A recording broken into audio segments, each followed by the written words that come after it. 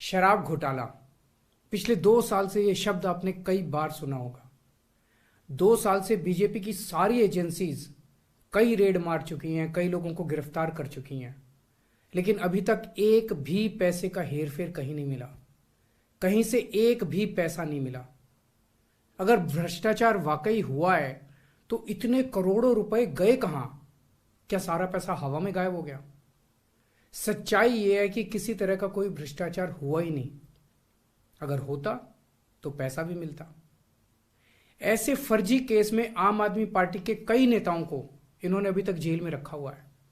किसी के भी खिलाफ कोई सबूत नहीं है, कुछ साबित नहीं हो रहा, खुलेआम गुंडागर्दी चल रही है, किसी को भी पकड़ के जेल में डाल दो। अब बीजेपी मुझे गिरफ्तार करना चाहती है। मेरी सबसे बड़ी संपत्ति, मेरी सबसे बड़ी ताकत मेरी ईमानदारी है। झूठे आरोप लगा के, फर्जी समन भेज के ये मुझे बदनाम करना चाहते हैं, मेरी ईमानदारी पे चोट करना चाहते हैं। इन्होंने मुझे समन भेजे हैं। मेरे वकीलों ने मुझे बताया कि ये समन गैर कानूनी है। क्यों गैर कानूनी है? ये मैंने इनको विस्तार से लिख के भेजा है। मैंने बताया है कि उनके समन कैसे गैर कानूनी है, लेकिन उन्होंने मेरी एक भी बात का जवाब नहीं दिया। इसका मतलब उनके पास मेरी बातों का जवाब नहीं है। इसका मतलब वे भी मानते हैं कि उनका नोटिस गैर कानूनी है। क्या मुझे एक गैर कानूनी समन का पालन करना चाहिए? अगर कानूनी रूप से सही समन आएगा तो मैं पूरा सहयोग करूंगा। बीजेपी का मकसद जांच करना तो है ही नहीं। इनका मकसद तो लोकसभा चुनाव में मुझे प्रचार करने से रोकना है। ठीक लोकसभा चुनाव के पहले इन्होंने मुझे समन भेजा है। क्यों? इस जांच को चलते 2 साल हो गए। अभी ठीक लोकसभा चुनाव के पहले मुझे क्यों बुलाया जा रहा है? पहले क्यों नहीं बुलाया? सीबीआई ने मेरे को 8 महीने पहले बुलाया था। मैं सीबीआई में गया था, उनके सारे जवाब भी दिए थे। लेकिन अब ये लोग ठीक लोकसभा चुनाव के 2 महीने पहले मुझे बुला रहे हैं। तो बीजेपी का मकसद कोई पूछताछ करना थोड़ी है।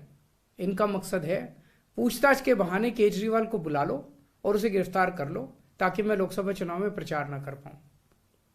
आज बीजेपी भ्रष्टाचारियों को नहीं पकड़ रही, बल्कि खुलेआम ईडी और सीबीआई का इस्तेमाल करके दूसरी पार्टियों के नेताओं को तोड़ के बीजेपी में शामिल करवाने का काम किया जा रहा है।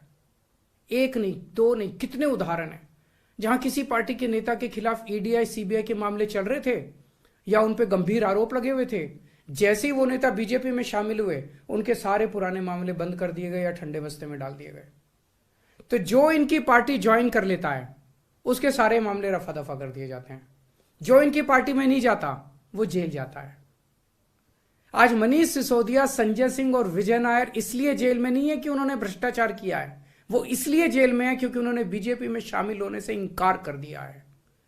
आज हम बीजेपी का मुकाबला क्यों कर पा रहे हैं? क्योंकि हमने कोई भ्रष्टाचार नहीं किया। अगर हमने जरा सा भी गलत काम किया होता तो दूसरे भ्रष्टाचारी नेताओं की तरह आज भी हम बीजेपी में शामिल हो चुके होते आज तक। इस तरह देश के ईमानदार नेताओं को जेल में डाल के और भ्रष्टाचारियों को अपनी पार्टी में शामिल करवा के ऐसे तो देश आगे नहीं बढ़ सकता। ये क्या चल रहा है? ये जो कुछ भी चल रहा है बहुत खतरनाक है। ये हमारे जनतंत्र के लिए बहुत गलत है। इसे रोकना होगा। मैं हमेशा देश के लिए लड़ा हूं।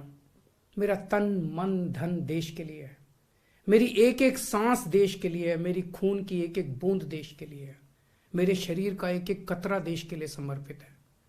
हमें मिलकर देश को बचाना है। मैं पूरी जी जान से इनके खिलाफ लड़ रहा हूं। आपका साथ